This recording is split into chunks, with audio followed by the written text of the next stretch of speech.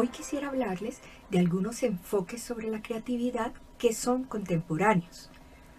Si miramos, algunos autores nos han hablado, como Stenberg y Luhmann, sobre diferentes enfoques que uno puede conocer y explorar frente a la creatividad, desde un enfoque místico hasta un enfoque cognitivo. Ahora, yo les voy a hablar en particular de algunas ideas basadas en los enfoques sociopersonales y cognitivos. Cuando se revisa los aspectos que se estudian en la actualidad en la creatividad, uno puede ver 4 aspectos principales que están desarrollados en la teoría de los 4 Ps: la persona, el proceso, los productos y la posición o placement en inglés. Los investigadores académicos y profesionales que exploran el tema de la creatividad se han enfocado en esos 4 aspectos. Por ejemplo, hay algunos que encuentran el centro de su estudio en las características de las personas creativas, pues intuyen o asumen que ciertas características que tienen ciertas personas o que podemos desarrollar las personas favorecen que se manifieste la creatividad. Por otra parte, hay investigadores que se centran en estudiar los productos, es decir, qué características debe tener un producto para que yo lo pueda llamar creativo, qué elementos tiene, etc. Otros autores se preocupan por el placement o la posición, el entorno, y es decir, cómo estas ideas creativas que se pueden generar o la persona creativa puede moverse dentro de ciertos entornos y cómo el entorno determina lo que se llama creativo o no. Y finalmente, el que más me interesa a mí y que además es el más potente para nosotros como educadores, y es los procesos. Es decir, cuando los investigadores estudian qué procesos se requieren para que la creatividad emerja, nos dan herramientas a nosotros para poder generar oportunidades de desarrollo que en alguna medida fortalezcan o cultiven esos procesos. Básicamente, estos 4 aspectos y el estudio de estos 4 aspectos nos permiten la comprensión de lo que es la creatividad, de su naturaleza y de cómo funciona, pero también nos dan muchísimas ideas sobre cómo desarrollarlas. Ahora centrémonos en una perspectiva de proceso y más cognitiva, en donde entenderemos que la creatividad es una forma particular de procesamiento mental que hace posible la generación de ideas que pueden llegar a materializarse en objetos, teorías, procesos originales, sorprendentes y valiosos. En tal sentido, esto nos lo plantea Margaret Boden, la creatividad se basa en habilidades ordinarias que todos compartimos, ustedes y yo, y en la experticia mediante la práctica a la que todos podemos aspirar. Eso quiere decir, desde las posturas cognitivas y en particular de Margaret Boden, que todos podríamos ser creativos. Sí. Ahí viene una pregunta: ¿y por qué entonces no todos somos creativos? Porque es que no solo requiere que tengamos la capacidad, sino que también tengamos la experticia y el conocimiento y que hayamos explorado los campos sociales, culturales o disciplinares en los que vamos a crear. Margaret Boden también nos plantea una idea muy interesante y es esta. Si ustedes se fijan, en el costado izquierdo van a poder ver el trabajo de un pintor colombiano. Él es un médico que se va a Italia y se va a hacer su doctorado, pero paralelo entra en la escuela de Milán a estudiar pintura. Y durante los primeros 5 años en que está trabajando, logra desarrollar un estilo particular, una forma de expresar, que es la que ven ustedes acá. Él empieza primero con sus dibujos tradicionalistas, la vaquita, pero poco a poco en su trabajo empieza a desarrollar estas figuras que a mí me parecen un poco fantasmagóricas, pero no dejan de ser hermosas, que es su propio estilo, que además ha sido altísimamente valorado en las galerías europeas. Es decir, él en 5 años pasa de las vaquitas a lograr tener un lugar en las galerías y a configurarse como un joven pintor muy reconocido en Europa. Al lado derecho van a encontrarme a mí. Yo durante 5 años estuve trabajando en cómo colorear. Mi primer dibujo lo retomé hace como unos 10, 12 años. Es este dragón clásico de Disney y pues ustedes van a poder ver que es un dragón ahí más o menos pintado, pero después de 5 años estoy en capacidad de hacer ese dragón azul. Eso que me lleva a pensar, fíjense cómo tanto el pintor que está en Italia como yo hicimos un proceso de desarrollo de nuestras capacidades, de nuestro estilo, ¿sí? Ahora, yo podría decir que lo que yo he logrado es un cambio que va a modificar la forma en la que se hace color o se colorea en el mundo de la ilustración, por ejemplo. No, pero sí muestra un cambio en los modos de resolver los problemas pictóricos míos. Esto ilustra una cosa que se llama la creatividad histórica, en el caso de nuestro pintor que está en Italia, y la creatividad personal o psicológica, que es en mi caso. ¿Qué es lo que plantea Margaret Boden? Que existen 2 tipos de creatividad. La creatividad histórica, que es la que cambia los paradigmas, es aquella que reestructura y disrupte el campo cultural, social o disciplinar en donde se está creando. Y la creatividad psicológica, que reestructura, disrupte la historia personal. Pero lo que encuentra Margaret Boden es que en los 2 operan los mismos procesos cognitivos. Es decir, que los procesos que hago yo son los mismos que Juan Eugenio, nuestro pintor que está en Italia, realiza para lograr llegar a su creación. ¿Cuál es la gran diferencia? 1, sí, las capacidades que tenemos, el tiempo que le dedicamos, la experticia. Yo, la verdad, no tengo todo el tiempo para dedicarme a pintar, a colorear. Entonces, pues lo que logro no es tanto, pero hay una cosa que es muy importante. La satisfacción que él logra con sus avances es igual que la satisfacción que yo logro. ¿Por qué?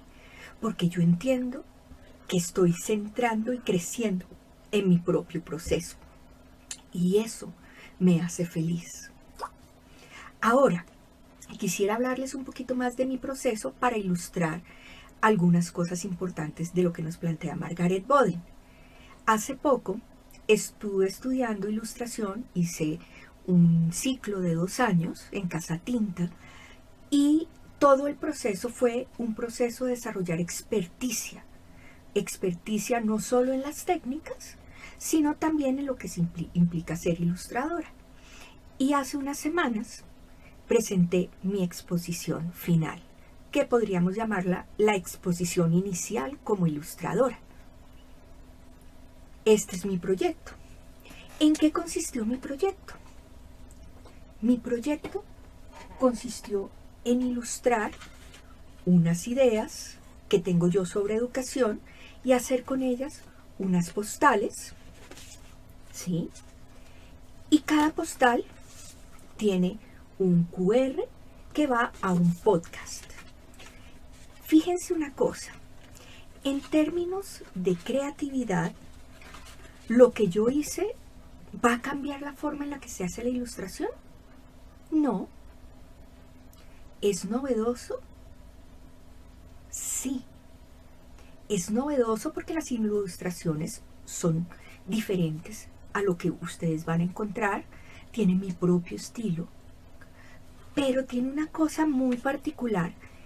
No necesariamente va a llegar a una creatividad histórica, pero trasciende esa creatividad psicológica, y es que involucra mi campo profesional y permite que yo desarrolle procesos creativos que unen algo que es muy personal mío, que es mi gusto por el dibujo, por la ilustración, con algo que también es otra pasión mía, y es mi rol como educadora y como formadora de formadores.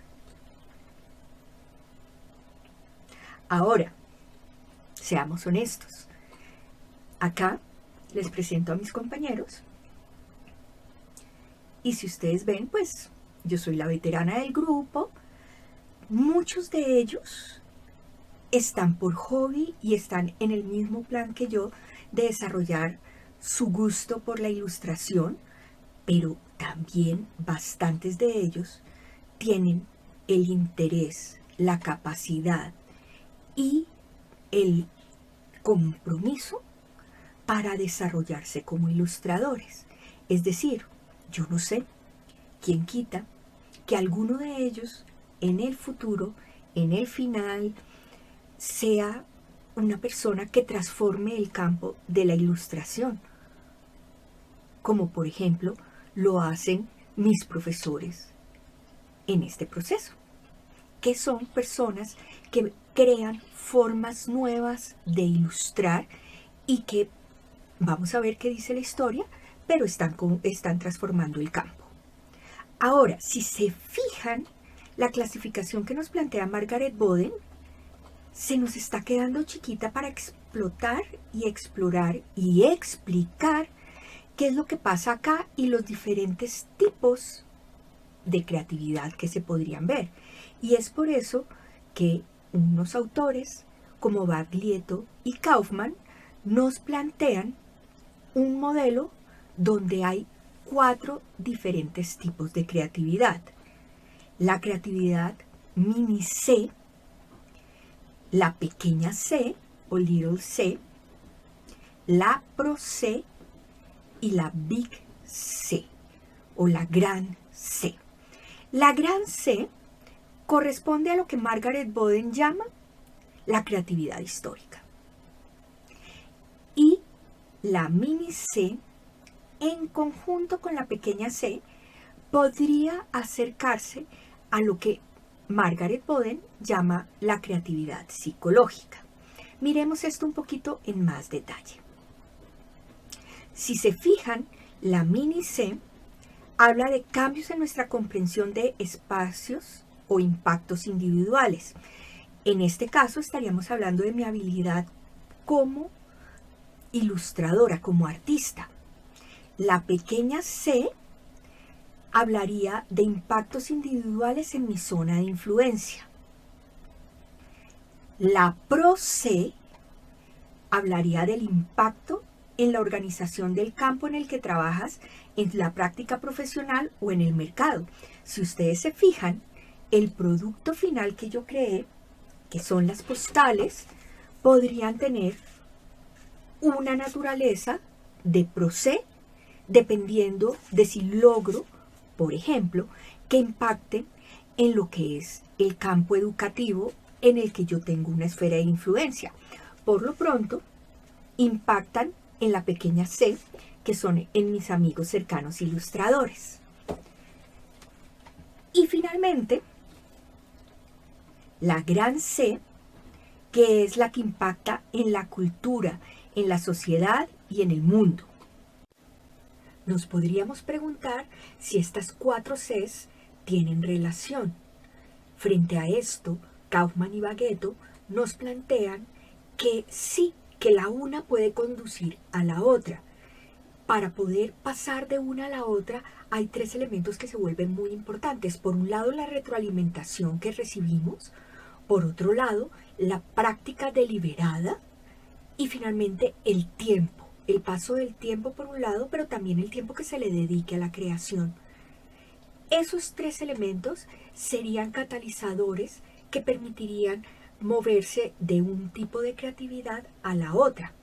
Ahora, desde Margaret Boden, lo que tenemos muy claro es que los procesos mentales que nosotros tenemos se utilizan tanto en la pequeña c, en la mini c, en la pro c, como en la gran c.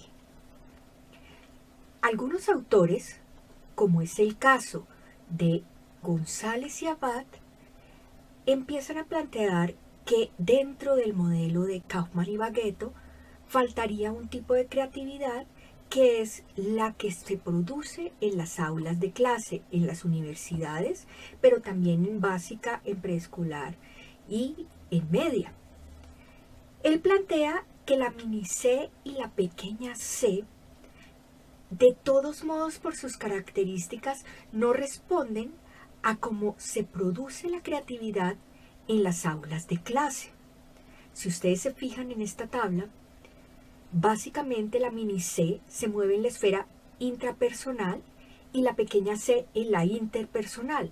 La creatividad educativa, que es la que ellos plantean, se mueve en la esfera del interpersonal, pero tiene un objetivo distinto al de la pequeña c.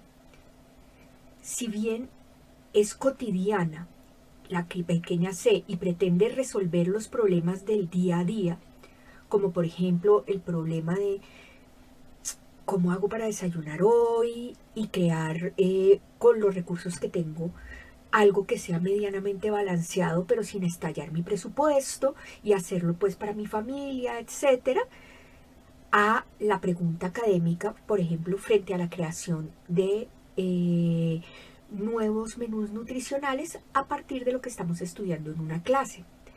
Acá la creatividad educativa básicamente tiene una orientación en aprender y avanzar en un entorno de educación formal.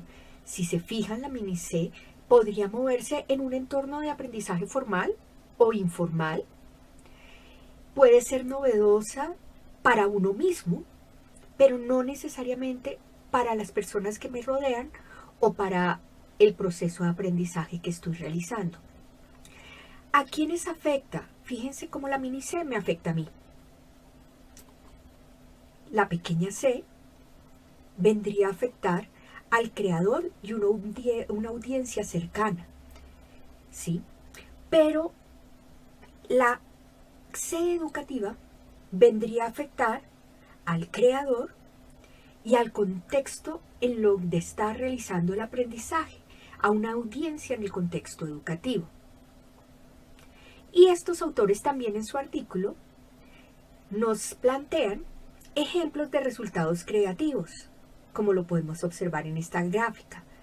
¿Quién valora la creatividad?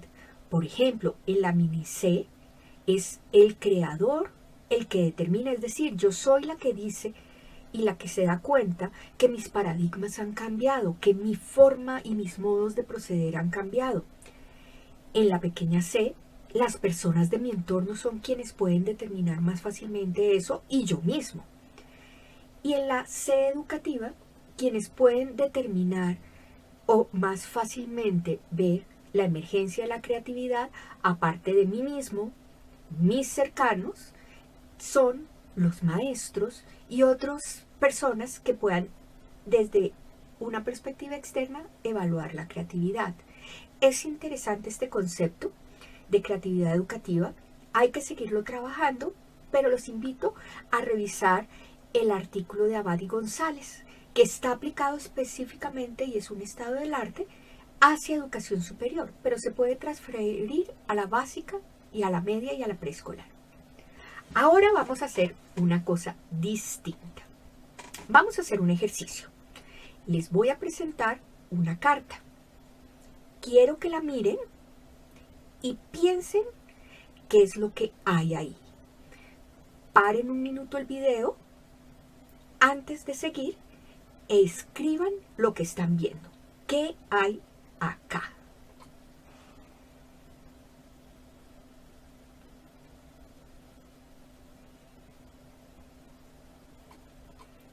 Bueno, este ejercicio se lo he robado a un colega, Alejandro Proestakis. Normalmente, cuando la gente mira esto, tiene como una idea de lo que hay. Ahora les voy a plantear que miren esa misma carta, pero ahora me van a volver a escribir qué es lo que hay ahí.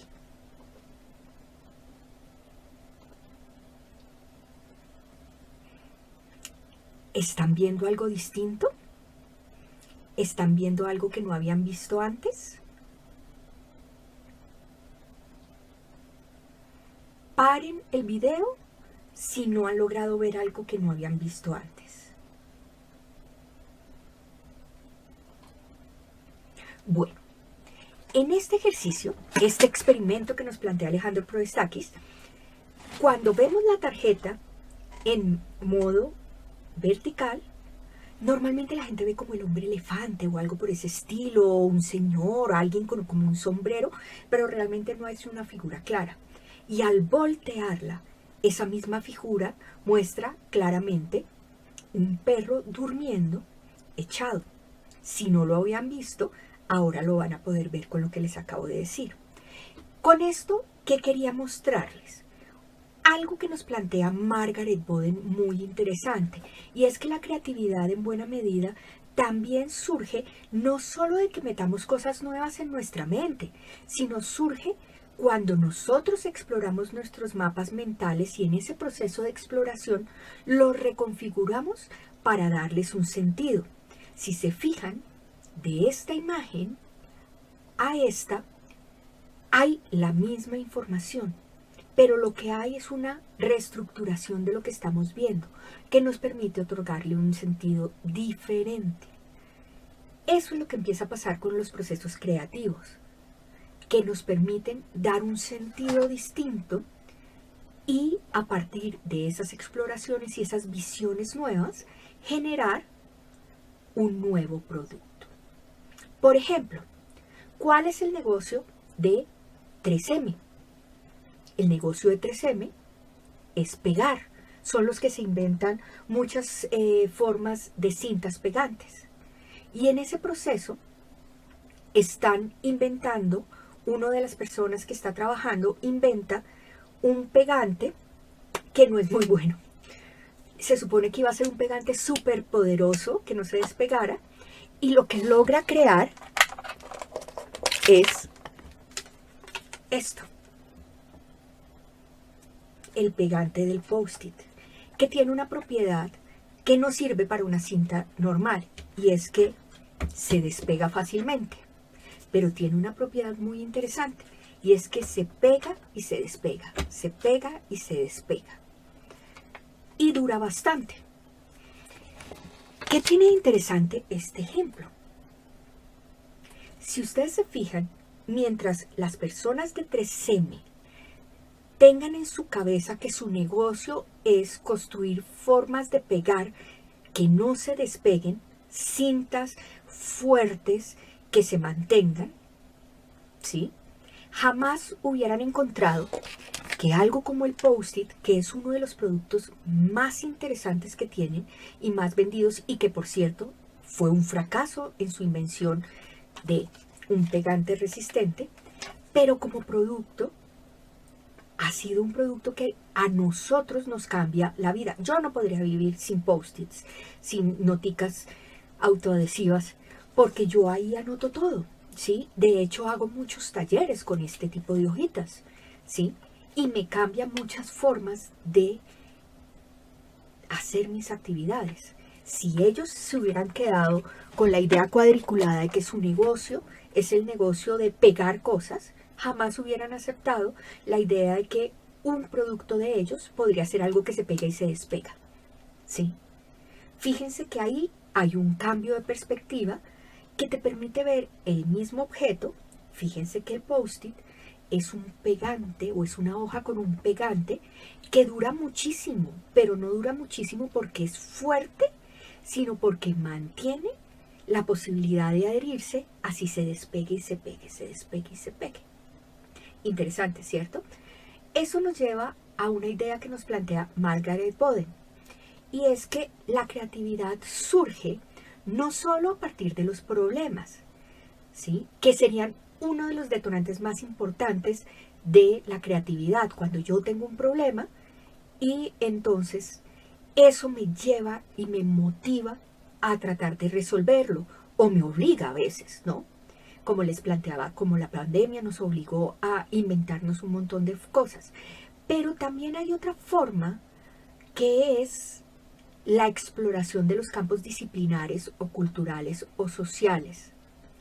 Es decir, en esta ilustración podemos ver cómo uno recorre el campo, pero a veces lo que uno hace es reconstruirlo o transformarlo para llegar a la idea creativa. ¿Qué es lo que hacen los de 3M? Cambiando cuál es el problema que quieren solucionar, a entender que su problema no es el pegar fuerte, sino cualquier objeto que uno quiera poder adherir. Esto es muy interesante. Ahora, otra explicación interesante sobre cómo surge la creatividad nos lo plantean Finke, Ward y Smith en un modelo que se llama Geneplore. ¿Por qué se llama Geneplore? En parte porque uno de los elementos son la generación y el otro elemento es la exploración. Se los explico en más detalle. Básicamente, para crear existen unos procesos generativos que nos permiten generar unas estructuras preinventivas que nos llevan a desarrollarlas a partir de una exploración, y esto nos permite generar nuevos productos. Pero esos procesos generativos a veces o típicamente se gatillan, se detonan a partir de lo que llaman los autores restricciones, ¿sí? Fíjense en el ejercicio de la carta, la restricción inicial es la orientación, y al cambiarla nos fuerza a mirar de otra forma la situación o la tarjeta y nos permite ver el perro. Entonces, acá hay un aprendizaje muy interesante de este modelo. Tradicionalmente vamos a escuchar que es la libertad la que nos permite ser creativos. Sí, en algunos momentos del proceso creativo debemos ser o dejar que libremente votemos ideas antes de juzgarlas. Pero son las restricciones las que desencadenan en buena medida, ya sea generadas por un problema o porque yo genero unas condiciones de aprendizaje en donde la restricción orienta el tipo de proceso que yo voy a estar haciendo. Es distinto cuando yo me pongo a pensar, por ejemplo, que quiero crear y tengo todos mis colores, ¿sí? Y estoy libre y puedo elegir cualquier color. Muchas veces también el proceso creativo no empieza porque teniendo tantos puede ocurrir una cosa que se llama parálisis de decisión, y es que de tantas opciones que hay, no sé por dónde irme. Pero además, teniendo tantos, yo no tengo un problema estético que resolver. Simplemente pintar, colorear. Pero ¿qué es lo que pasa si, por ejemplo, yo tengo solo 4 o 5 colores y el problema que me ponen es poder generar un color piel como el mío, pero con esos mismos 5 colores, un color trigueño o un color moreno, pero solo con 4 colores? En términos de creatividad, ese desafío y esa restricción implica más trabajo en el recorrido del campo disciplinar, que en este caso sería el dibujo. Yo uso ejemplos en arte porque es el campo en el que me estoy moviendo, pero esto mismo pasa en las matemáticas, en la física, en el derecho o en cualquier carrera. Cuando yo pongo un desafío que me obliga a tener que reformular las restricciones y las características de estas restricciones se vuelven fundamentales. ¿Eso qué quiere decir? Que cuando genero una actividad para el desarrollo de la creatividad, como por ejemplo, vamos a trabajar con un proyecto centrado en un problema real, puede que sea tan amplio y con tan pocas restricciones que no gatille en los estudiantes esos procesos generativos. Entonces, es muy importante las instrucciones que yo doy para poder generar ese proceso creativo. Por ejemplo, estoy hablando de generar creatividad educativa, entonces vamos a hacer un proyecto centrado en tus intereses que requiera resolver un problema que a ti te importe mucho y te motiva, pero que además deba incluir uno o dos conceptos centrales de mi clase. Ahí ya empieza a ser el ejercicio de la creatividad un poco más potente y más interesante. Bueno, acá estos autores que les he presentado son autores cognitivos, pero también quería presentarles unos elementos de un actor llamado Mihaly Csikszentmihalyi, del enfoque psicosocial, y que tiene unos elementos muy interesantes en su teoría. Por ejemplo, él nos plantea que la creatividad surge en buena medida de la interacción de tres escenarios, se podría decir. El escenario del individuo, que está determinado por mis características, mi historia personal, el campo del dominio. Por ejemplo, en mi caso, el dominio es el arte o es la ilustración, que está enmarcado en un espacio o en un escenario cultural. Y finalmente, un ámbito que sería el ámbito, perdón la redundancia, que corresponde a la sociedad, pero también que corresponde a aquellas personas que están trabajando dentro de mi dominio, por ejemplo, otros ilustradores, y que son los que en alguna medida permitirían que una ilustración fuera considerada, por ejemplo, como históricamente creativa. Por ejemplo, cuando tú logras que un invento en el campo de las ciencias se posicione, se requiere no solo que yo tenga la idea, se requiere que haya un conocimiento y una alimentación del campo disciplinar donde esa idea está teniendo asiento. Por ejemplo, estamos hablando de bioquímica o de biología molecular, pero también se requiere que aquellas personas que están en ese ámbito, ¿sí?, acepten la idea de alguna manera y la encuentren valiosa. Frente a esto, los invito también a mirar qué es lo que nos plantea Robert Stenberg, que nos plantea en alguna medida que hay un sistema de propulsión para el desarrollo de la creatividad y que lo que busca uno cuando es creativo, sobre todo creatividad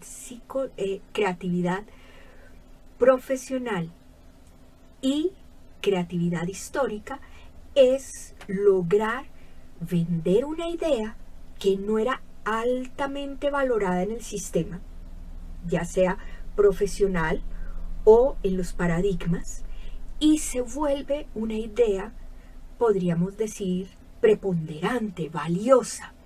Es, como diría Stenberg, comprar barato para vender caro.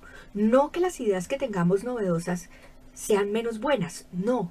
Es que esas ideas novedosas son las que no están altamente difundidas, pero lo que buscamos con la creatividad es lograr posicionarlas.